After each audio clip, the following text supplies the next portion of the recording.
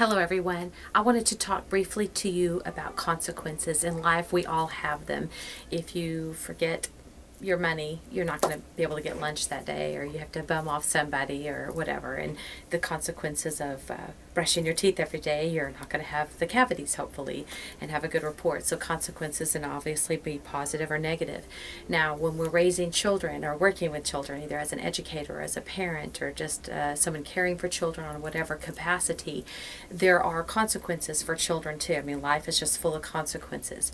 And what I want to do today is to encourage you to let the natural and logical consequences take place over the self-induced consequences that sometimes we as caregivers give. Natural consequences are those things that teach us the best. If a child is playing with the cat and he pulls the cat's tail and the cat no longer wants to come around the child, that child naturally learns that if I pull the cat's tail, he's not going to want to be around me. And so that's a natural consequence. There's no need to punish a child, if you will. And incidentally, punishment is never a good idea. We want to use the word discipline. It's a very different thing, and I'll have another video on that soon.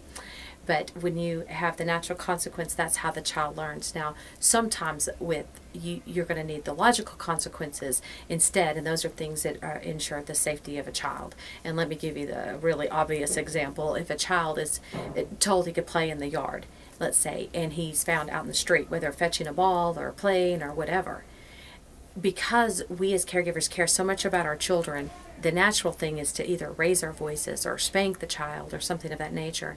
But really, a logical consequence is going to have a much better effect.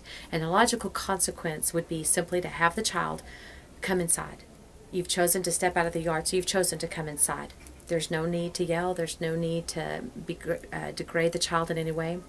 I know people often spank because it gets a quick reward. Not a reward, I don't want to use that word, but you get a quick result from a child. The child will say, okay, I'm sorry. But often the child is going to associate that with, well, I just got caught, so I'm going to work to not get caught. Or they turn that anger towards that caregiver, and therefore they may stop the behavior immediately, but it's not going to help them long term. And mostly it's not going to help that child grow and develop in a more positive way, in that if it's a logical consequences, oh, if I step out of the yard, I don't get to play in the yard anymore. And so logical consequences do need to take place at that point. It's very important to specifically teach a child what you want him to do. So if you want him to stay in the yard, if you'll tell him, if you're on the grass, you're in a good spot. That's a very specific and a very positive way to put it. When I say positive, if you just say, don't step into the street, two things happen. You say not. Sometimes kids will only remember the last thing you said. They'll hear street and they'll play in the street. That's obviously going to be for the youngest of children, and we're going to be out there supervising them. But there is something about we have to think in a positive before we can think in the negative. And so when we say exactly what we want them to do, then that's called specific teaching, positive disciplines taking place. These are all the right things. Don't leave the surprise out. Let me give you another example, if I may. You're in the parking lot with your kids, and you tell them, I want you to stay close by. You gave them instruction, but it's not specific. Close by may mean 50 yards. Well, 50 yards, cars are coming. And then we're angry at the child, we're hurt, we're scared for the child, and it comes out as anger sometimes. That doesn't send a good message to our kid. That doesn't send the message of, hey, I love you more than anything. So, but if we give a specific instruction that's positive, for instance, if your hand is on the car, if your hand is flat on the car, then you're in a good spot. Because if they're touching the car, no matter where they're at, if they're touching the car, there's no way they're going to get run over. And if where I live, it's very, very hot, so I might use the yellow line. If you're standing on the yellow line, you're in a good spot. I've given very specific instruction. There's no way that child can fail. He's either going to do it or he's not. And then it sets everybody up for good, clear communication and good consequences, therefore. First of all, no one gets hurt. And secondly, the child feels very good. He knows what he's supposed to do. And then, therefore, he's going to be more exact to know what to do. So, consequences are going to happen constantly. We want to make them as positive as possible. Those natural consequences, kids learn all the time.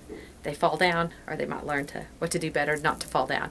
And things of that nature, but logical consequences happen to be when there's a safety issue. And I want to give another example, if I may, on the logical consequences. Let's say the Legos are out, and you've explained to the child, when you leave them out, somebody might step on them, it hurts your foot, they might get lost. somebody's going to trip over them. So there's good reasons why to clean them up. And I think you could let the child know in advance. It's time to start picking them up. Let's get in a race so you can pick them up the fastest. What I'm saying is a lot of times these things picking them up, they don't have to be disastrous and they don't have to be mean-spirited towards the child, nor to yourself. You can have a lot of respect for yourself in this process.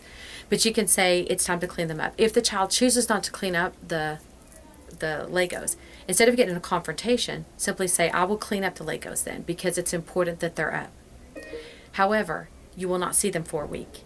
So clean up the Legos. You put them in the box, put them on top of the refrigerator or top shelf where the child can see them but can't get to them. And then when they ask about them, say, I'm sure you'll remember next week. That's all you have to say. And if they keep berating you, you can simply walk away. But then they learn that's a not logical consequence. Mom means business when she puts them up there, and she's not going to alter that. At the same time, there was kindness shown. Okay, you're not going to clean up. I'll clean them up. But then, however, you're not going to see them. There's no reason to yell at a child or berate the child in any way. Because what we want are children that grow up to be very autonomous and very independent, and you want them to be creative, and you want them to feel good about themselves. Well, kids that feel good about themselves will do well. Kids that feel well, the kids that feel well will do well. The kids that feel good will do well. Oh my gosh, I get that good and well confused. Okay, so just know that. Making a child feel worse to get them to do better isn't going to work for you. I know that may be what our parents did and their parents did or whatever. It just doesn't work.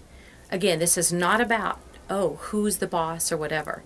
You are the authority figure. You are. But if you do it where there's love for the child and respect for yourself, you're going to feel better about yourself, and that child is going to grow up to be a much more responsible person, and you're going to have a much better relationship. And that's what I'm after, and that's what I hope you get from today's thing on natural versus logical consequences. Take care, everybody. Bye.